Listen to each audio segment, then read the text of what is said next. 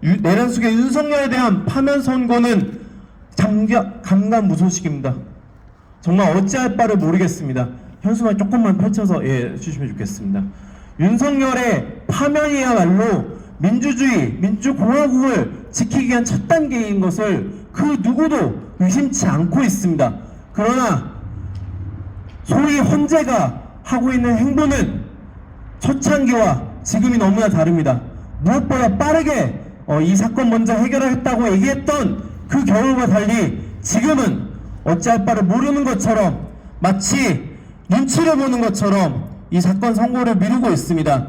도저히 참을 수가 없어서 농민들이 트랙터를 몰고 또다시 서울을 향해 가고 있고 노동자들은 총파업을 준비하고 있습니다. 서울과 수도권을 중심으로 하고 있는 대학생들은 동맹유강이라고 하는 정말 과거에 했던 그 투쟁의 방식을 다시 준비하고 있고 곳곳에서 내란숙의 윤석열을 파면하라고 하는 단식을 이어왔습니다. 이런 주권자들의 명령과 목소리를 외면한다면 과연 헌재가 자기 기능을 할 수 있는 것인지 되묻지 않을 수가 없는 상황입니다. 그래서 내일 큰 결의를 함께 전국의 노동자들이 함께 이 투쟁을 끝장내겠다라고 하면서 총파업을 결의하고 총력투쟁을 결의한 상황입니다.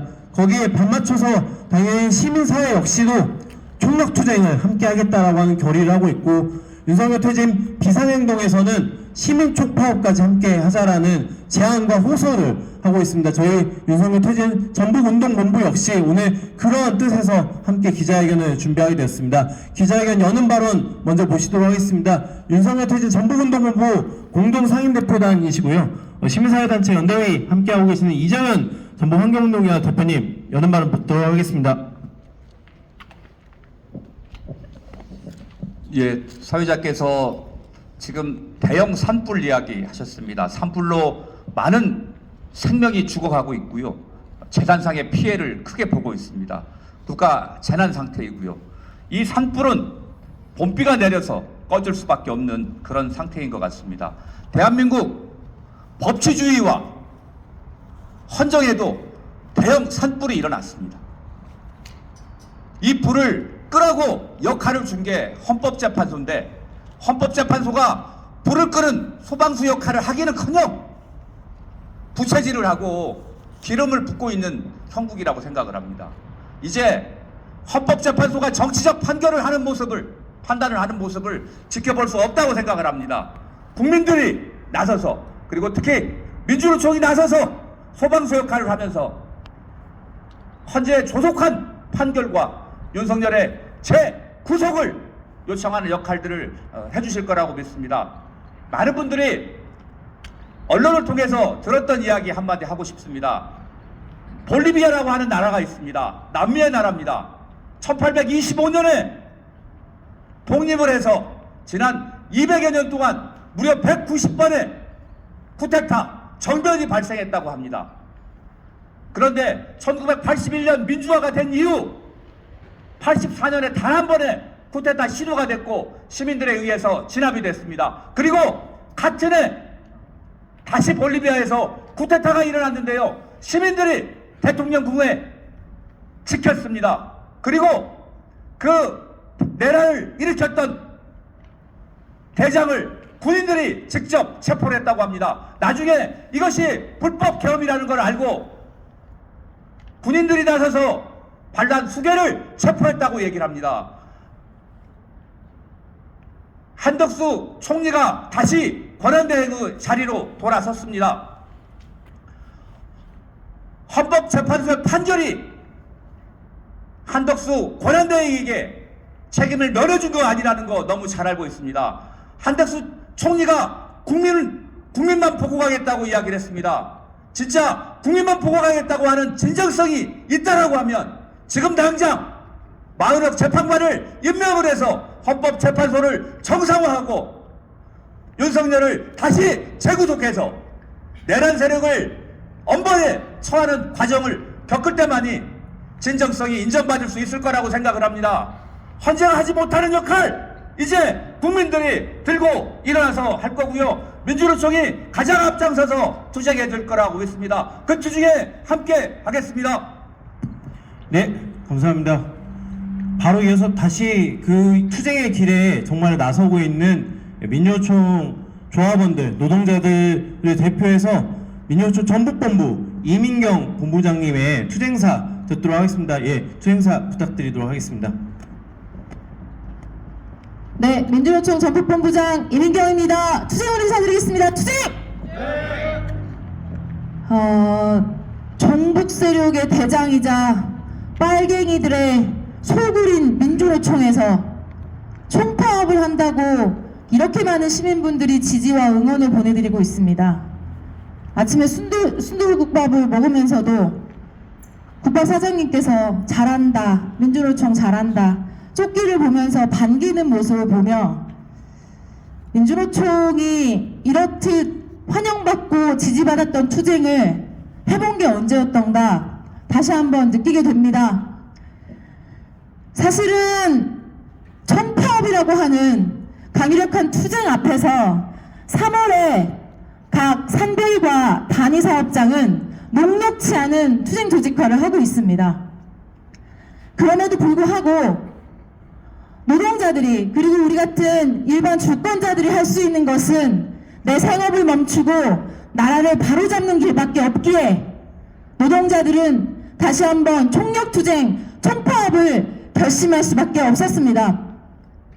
한 명 한 명 조합원들을 만나고 단위대표자들을 만나면서 강력하게 말을 전하면서 이 답답한 상황을 어떻게 뚫어갈 수 있는가, 이 시민들의 울분을, 노동자들의 분노를 어떻게 파국으로 가지 않기 위해서 우리가 어떻게 행동할 것인가 하루하루 결심해내고 있습니다. 3월 27일 온 시민들과 함께 민주노총은 총력투쟁을 전국적으로 함께 진행하고자 합니다. 늘 맡은 역할을 해주시는 우리 전농이 트랙터를 이끌고 서울을 입성을 할 때 경찰들이 보였던 행태를 보십시오. 자신들의 숙인 윤석열이 관저에 들어가자마자 반갑다는 듯 그들의 종노릇을 적극적으로 그들과 함께 손잡고 하고 있습니다. 대부분의 시민주권자들은 제발 좀 숨쉬면서 편안하게 살아가기를 바라고 있습니다. 우리도 최소한 헌정질서를 어지럽히지 않기 위해서 헌법재판소를 기다리고 믿고 계속해서 그들의 판결이 올바로 나오기를 바랐습니다.